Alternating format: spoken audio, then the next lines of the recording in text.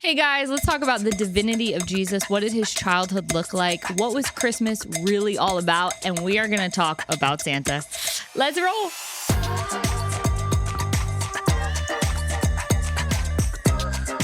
Hey everyone, welcome to the Pastors Hangover. My name is Melissa, and each week we dive into biblical truth and the overflow of our weekend message. So we are talking with Pastor Hal Mayer today. Yes, Merry Christmas week. Yes.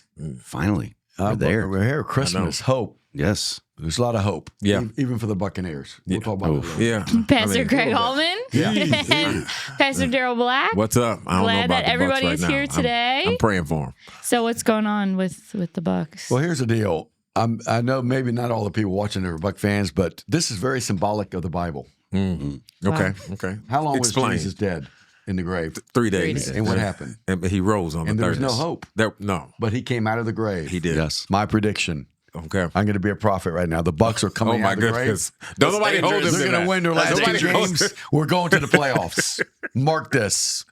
All right. All right. That's it. This is great. This is There's hope. it's the second prophecy you get wrong that you get stoned. That's true. Right? Yeah, That's what it is. it's- Okay, so it's- he's got this one. Yeah. It's all right. Hang in there. Yeah. Wow. I still believe that's why I'm wearing the shirt. He I is. still Very proud of believe. you. He still believes. He very Yeah. much believes. Yeah. Yeah. We'll see. Yeah. It should have happened yesterday. You know, speaking of the right. Bucks, really, man, Christmas is about generosity, and Baker Mayfield is part of one of our partners for the Dream Center. Yeah. And this is the second year of him partnering with us and doing generous things for our Dream Center Yeah. and for the kids. But what I like about him, he just doesn't come in and write a check. He comes in, he spent 2 hours with those kids. Yeah. We had a big snowball fight. We said the Dream Center against Baker. He goes, it was the worst blitz he ever had in his life. They were blitzing him. But man, yeah, appreciate the Tampa Bay Buccaneers and how they teach their players to be generous in the community. Man, That's cool, right? Yeah. Yeah. That is Yeah. cool. Very Yeah. cool. I had some friends that were at that Dream Center event, and they were just blown away Yeah, that's by him amazing. and his wife and Emily, the intentionality that they had and Yeah. the care for the community. So pretty special. That's so cool. Funny little story. Can I tell you one story? Yeah. Before we get into the pain and suffering of Christmas. No, hey, that was a good message. So what I loved about it, they had all the kids get their gifts, but then they had them sit down, and Emily gave a message about the real joy is the joy of giving, not receiving. He goes, we got more joy watching your reactions to giving, Yeah. to receiving. And she goes, so what we're going to do, each one of you are going to come back up here. We're going to give you a $15 gift certificate. Wow. And we want you to go give it to somebody. Told the kids, go give this. And so when they finished, I said, hey, let's pray. Lord, just show them who they're supposed to give their gift certificate to. And I heard a little boy in the front row, kind of to himself. No one else heard it. He goes, I prayed and God told me, give it to me. So he didn't quite get the giving part yet. But that was kind of cute. That's so So, cute. yeah. He said it's better to receive. That's right. Anyway, good awesome. message this weekend. Thank you. Yeah, no, it was man, had a lot of really great response. A lot of people going, that's exactly what I'm walking through. A lot of people with loss, a lot of people with illness, all that kind of stuff going. Losing jobs, It's I met losing people lost stuff. jobs. Yeah. It's one of those things. I think when we go into church, because everybody looks okay, we think everybody's okay. Yeah. And that's not the truth. People are walking through a lot of stuff. And there's something about the Christmas season that just brings it back up or makes it fresh for the first time. And so it's just one of those things that people are walking through. So And the video about having joy in his sorrow, that girl that Yeah. lost her dad, what a great about I'm grieving, but there's something that God was doing in me through all that. Some power, God, hang in there. Wait, the waiting part in those tough seasons can get you through.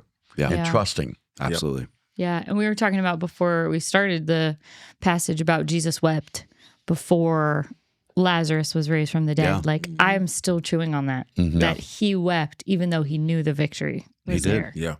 I mean, it shows his humanity too. That's one of the sides that like we forget. But it also, I think part of it was just this, like it was all of just the toughness and the evil and the sin and all of that that's not supposed to be there. I think it just hit Jesus really hard in that, in his humanity, because he's going, this is not the way it's supposed to be. Yeah. This is not the way we set it up originally. This is not the way it's supposed to be. This is not the way it's going to be.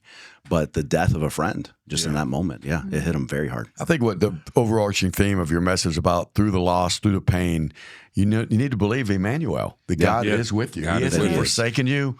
He hasn't left you. You may not feel him in that moment, but if you'll just keep trusting and keep waiting, he's going to see you through those tough moments. Yeah. I like what you pointed out is that part of his weeping, he's grieving with you. Yeah. They're grieving. He's grieving. He's right there, and part of that process with you. So he's not distant. He's not separated. He's in the middle of it with you, and he understands that pain. And so, Yeah. And let me just add to that. In the same way, as Christians, let's be slower to go to the Christian response and quicker to just grieve with people. Yeah. Because not everybody's ready for that response yet. Don't give them the right thing to say. Right. Just put your arm around them. Say, Don't I'm so feel sorry. like you have to. Yeah. I think sometimes people just want you to sit with them. I mean, That's I've good. been with friends before that all we did was sit there and watch TV, but that's what they needed in that moment. Yeah. They didn't need me to go, what's happening, and God's doing this, and not that there's not a time for that. Right. yeah. But Timing's important. don't try to give the best response in that moment. Just be with people. Yep. Yeah, your presence is really Yeah. a gift, and that's healing in its own. It is. It is. So, from pain and sorrow to Christmas. Christmas. Yes. So I excited. love Christmas. It is. I love Christmas carols. Sing one right now. No. What? Silent night. Did you ever go caroling? Don't no. cut him off. He was just about to No, sing I'm for glad us. he cut me off. That would have been the shortest broadcast ever. But really, Christmas carols have so much of what Jesus is all about. Yeah. I love the words of the Christmas carols and the cadence of them. They're just easy to sing to, and it was great. Yeah, I love them. Yeah. Should we do the Mary Did You Know and then do yes? No. Yes. Yes. No. Yes, Every he time did. we do that song, I'm like, yes, she knew that. Yeah. Yes, she did know that. He told her. He told her that. But So funny. Exactly what he it was said. good. So, If I was Daryl and could sing like Daryl, I'd be on the corner of the busiest intersection, Christmas the day before, just really singing. Is that where I you'd would. be? I would be. If you were I me, am dead you'd be- serious. I would be there. And if you do that, I'll go and support you. Okay. I don't know what that means. It's one of the $15 gift certificates the kid gave him. Yeah. I guess I just I'll be on the yeah. corner this week. Music is a window to people's soul. It is. It really It is. is. Yeah. for sure. So some of the questions we got for Christmas in the birth of Jesus is the biggest question I have every year is why Jesus? Why the need for a baby to die as an adult? Why not an adult dying as an adult? Worded a little funny, but you get the gist, right? Like, why did he have to come as a baby? So just come in as a 30-year-old, right? That's kind of He could have just poofed on the earth, Yeah, right? okay. Yeah. We don't see in the Bible most of Jesus's childhood and his upbringing until he is an adult. So we just see the beginning and then his adult life. Why does the Bible leave out this time period? Let's start with the first part. Yeah. Why he comes? baby? He comes as a baby because babies are cute. Oh, mine's so that's cute. the first theological. No, But you know what? They're approachable. Yeah. Yeah. I think he comes as a baby. Well, we see Jesus in all stages of life, in all stages of life that we go through. So he came to redeem all stages of life: infancy, adolescence, and adulthood. And so, had he not come and done all of that, then he couldn't say that he's a part of the entire human experience. Felt what we felt at every level. So he knows if he just came as a 30-year-old man, you're missing a whole lot of life, a whole lot of experience. But he came for the human experience, and so that's why he comes as a baby. So Yeah. And I mean, it went along with a lot more of the prophecies that we had before Right. about how he would show up, all that kind of stuff. And so, and I think it's the dynamic of we really do believe that he understands what we're going through. Yeah. He's been through it. And here's the other side of it. I think we have a hard time with, and especially in this next generation, is there's a time of preparation. And it's not really talked about because that's what it is. It's preparation. Yeah. And he prepared and he got ready, and the human side of him still had to learn and understand and walk through a lot of things. And so before he was ready to do what he did. If he came as a 30-year-old man, he'd be all divinity and there'd be no humanity in it. Right. Yeah. So he had to come through the birth canal of a woman to show the idea of divinity and humanity, and the one which brings us to that. He's felt everything because he can say, yeah, I know what you felt because I was human too. yeah, Yeah. Yeah. If he shows up at 30, it'd be hard to prove humanity. yeah, Yeah. Yeah. Yeah.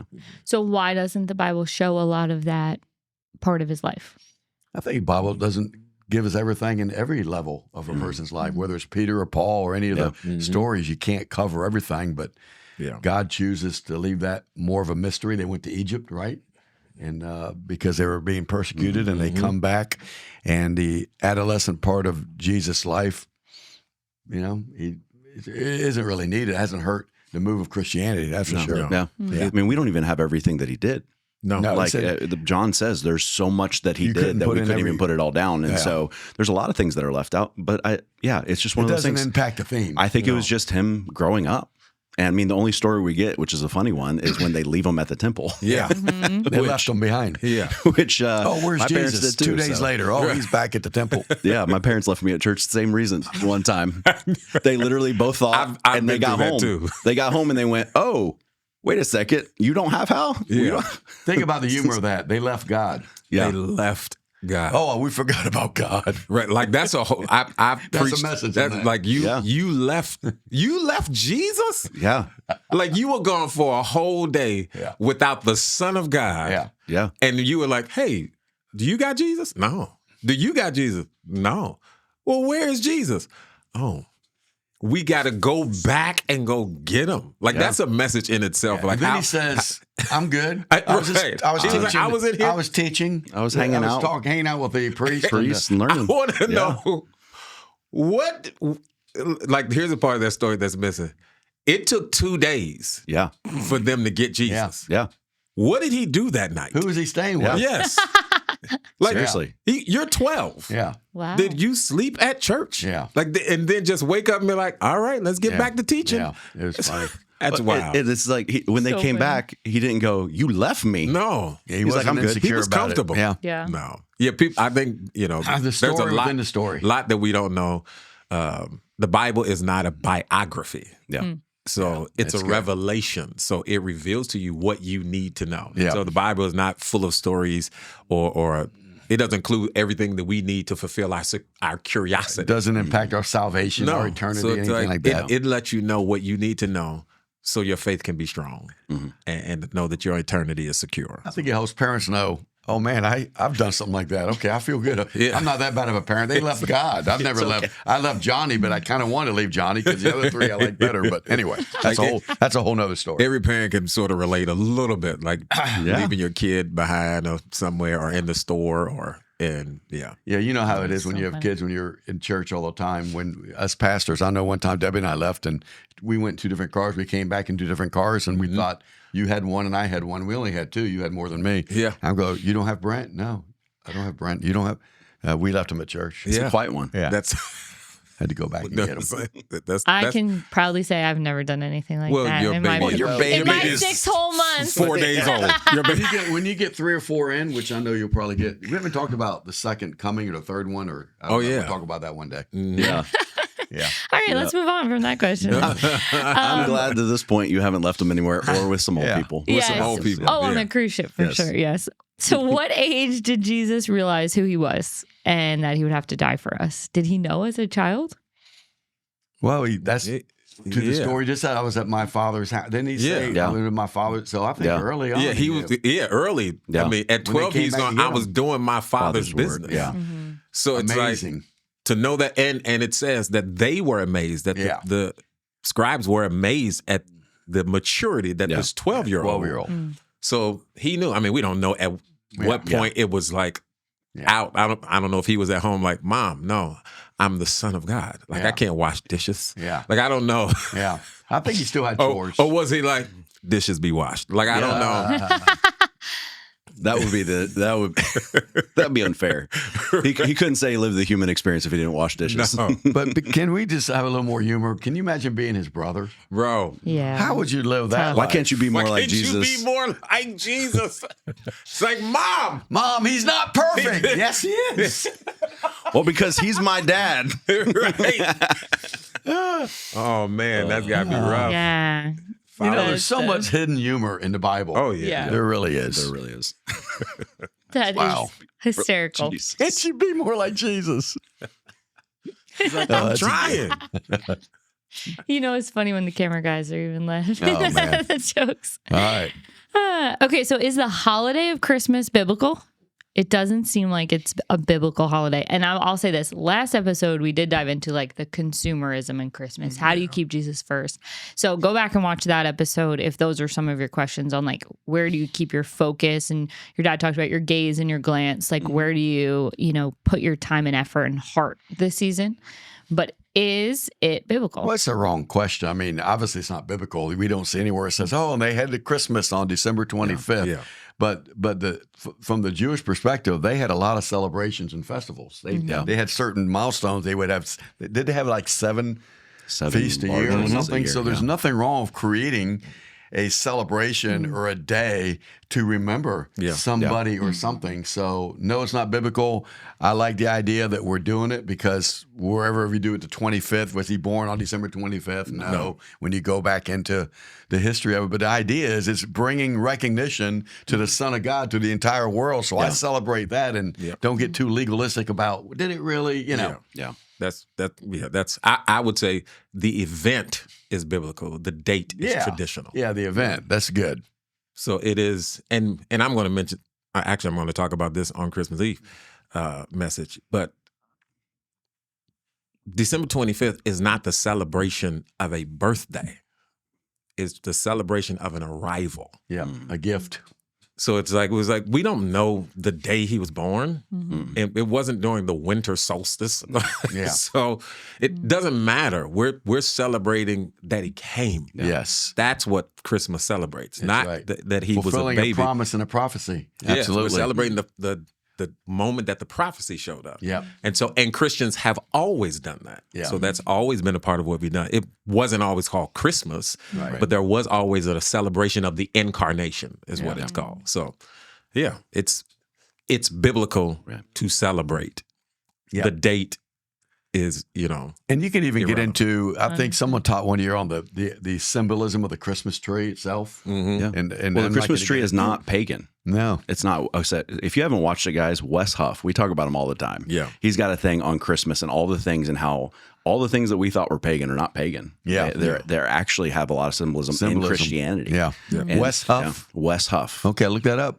And, really good. But that's the thing. Like it's this dynamic, and people will go, "Well, it's a pagan holiday." No, we didn't start worshiping pagan thing on that. We went, we need to replace this so Christians don't celebrate this holiday. Yeah. And so they're like, we'll do it right here. Well, think about, when kind of condemned Santa Claus. No, his literal name was Saint Nick. Yeah. And my wife did a whole devotion on him. We had a little family celebration yesterday, and she talked about the true Saint Nicholas was a God-fearing, generous man who started the idea of gift giving and generosity. So to those in need. Even Santa has a historical significance. Absolutely. I mean, he didn't have reindeer flying over roofs. I'm not talking about that. Like, Wait a where minute. did that What- come he from? did. Yeah. But he was born in Turkey, Saint Nicholas, and it's an amazing story. Look it up.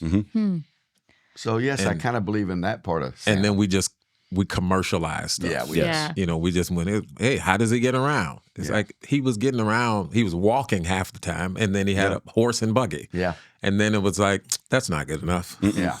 Well, elevator. That won't sell Yeah. movies. Yeah. That won't sell. Yeah. Got to add some magic, some reindeer. So what did you guys do with Santa with your kids? We didn't. I didn't. They outgrew it. They knew eventually that there wasn't a Santa. They said, don't believe in Santa. We celebrated Jesus, and Santa would give them something. But I will say, you know, he did cry a lot last year when we told him. yeah. Brent. But Yeah, he did. Yeah, it's true. Yeah, I mean, that's what we did in our family. I think you got to be careful. You don't get too legalistic. We don't believe in Santa or this. And I mean, everyone else is doing something and you're not, but that's what we did. I don't know. Well, I'll say this, and I know Daryl and I come from the same. I didn't believe growing up. Love Christmas. My sons don't. My oldest son loves Christmas movies so much. We have to tell him to stop in February. Yeah. And so the idea that That's you're so going to kill cute. Christmas if they don't believe in Santa is not true at all. Yeah. I do think you want to tell them the truth. Yeah. Earlier rather than later. I was always amazed that I would get in trouble for telling 6th and 7th graders about Christmas, and I'd have parents. I'm like, no, I'm saving them from getting beat up. But it's like one of those dynamics of, we didn't believe in it. Our kids don't, and we have to tell them not to tell other kids. So it is the dynamic of, you don't want your kids one day going, oh my gosh, you've been lying to me. Yeah. And so you want to, if you're going to do Santa early enough, go, hey guys, this We is were actually never how it's accused of going. that. When they finally figured it out, they go, okay, we're good. Yeah, we didn't do it. I didn't grow up with Santa.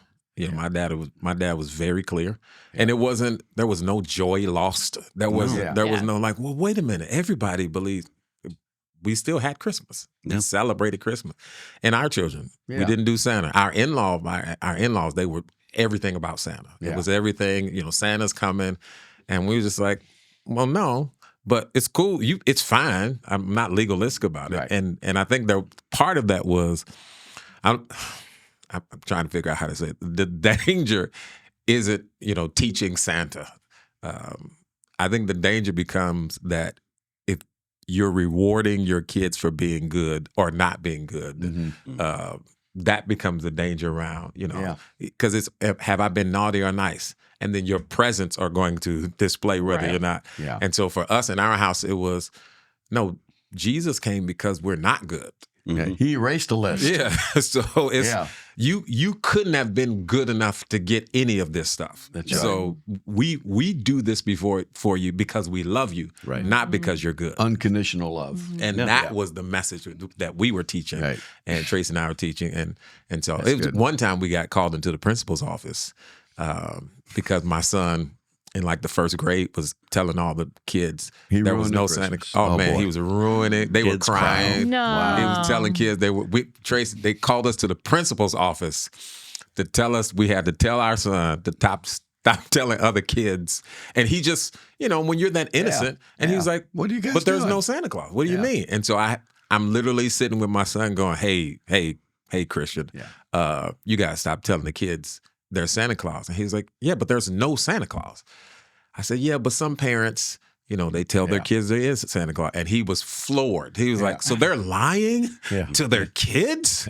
And I'm like, well, yeah, but I mean, no, but yeah. He was like, "Dad, that's not right." I was like, I said, "Yeah." He was like, "Why don't they tell them about Jesus?" I said, "Well, everybody doesn't believe in Jesus, like we believe in Jesus." And so he was just, could not fathom. Yeah, well, if you've got a kid that's very like black and white, you understand. Oh yeah, yeah. They're just like, no, this is the truth. This is what's going on. But yeah. I used to tell kids when they would make me mad. I got in trouble for that. Oh boy, you just told the lead pastor's daughter. Yeah, she started crying. That was not a good day. Just ruined someone's. I did experience immediately. All right, closing thoughts about Christmas, Santa, Jesus. And this week, people are going to come. We have almost 30 Christmas Eve services at all of our locations. Come. There's still time to invite someone. There's still time to plug in. Definitely come early. If you go to Land O'Lakes like me, definitely come early. And enjoy this time with family. Mm-hmm. I started thinking about the serious part of Christmas, too, is what would we give Jesus for Christmas? Yeah. And obviously it would, number one, be surrender your life to him. Mm-hmm. Yeah. Give your life to him. Absolutely. And then ask him, what is your mission for my life? What do you want me? Because the greatest joy as a parent is seeing your kids just, follow the vision, right? But the greatest gift you can give other people is still forgiveness, man. Yeah. As he offers us forgiveness. Yeah. Okay, it doesn't mean you're going to be their best friend anymore, but maybe write that letter this Christmas. I know that's old fashioned, but writing a letter and say, hey, I want to let you know. Mm-hmm. That's pretty good. Just forgiveness, man. Yeah. Offer forgiveness to people and grace. Well, and we talked about this before. 80% of people say they would come if a friend invited them. Not a random, but a friend. But only 8% of Christians invite. And so take the chance. Yeah. Mm-hmm. I mean, the worst thing that can happen is they say no. Yeah. And I know that's tough, but at the same time, the best thing that can happen is the rest of their life and the people around their lives change. That's so right. You plant a seed. It's a much, much bigger dynamic. And hey, if you don't ask, then nothing can happen. I mean, we know that because there's been another Christmas miracle on this set. Mm. Evan got a date. Mm.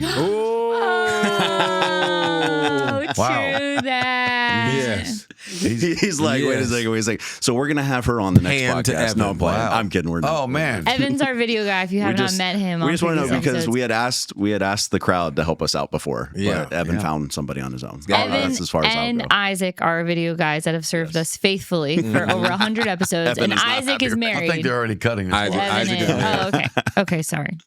Their next date is going to be on the podcast. Okay. And we're going to, and we could just ask questions. Yeah, ask questions. That's all we're going to do. Good. Yeah, that'd be fun. Love it. Well, You're if you welcome. still need a stocking You're stuffer welcome. this year, There you go. Pastor Daryl's book, get it for a friend. Yeah, Christmas gifts, go get on Amazon. And thank you for bringing this. We did a giveaway, and Cortland, I owe you a book. All right, from like 3 Cortland. weeks ago. So love this is that. his copy for from you. our giveaway. And it. last thing I have to say is happy birthday, Pastor Oh, Craig. yeah. Yes. Yep. Yeah, Christmas Eve. Christmas Eve, baby. You get ripped off. Everyone forget. It's hard to compete with Jesus. to be It's honest. listen. So, it's all about him. But don't forget about me. We went out the other night, my wife and I, a few days earlier for my Christmas dinner. It was fun. Good, man. Nice. Yeah. Well, happy birthday. Yes. Thank you. Please show Pastor Craig some love. Yeah. Write happy birthday in the comments. Show him some love because we're grateful for you. Me and Jesus Yes. are really close. Yeah. This Just a is day apart. Day apart. That's so cool. Not his real birthday, but yeah. Well, it's true. You're right. Well, Celebrate. thank you guys. It's going to be an amazing week. Thank you guys for being with us for another episode of the Pastors Hangover. We will see you next week. All right.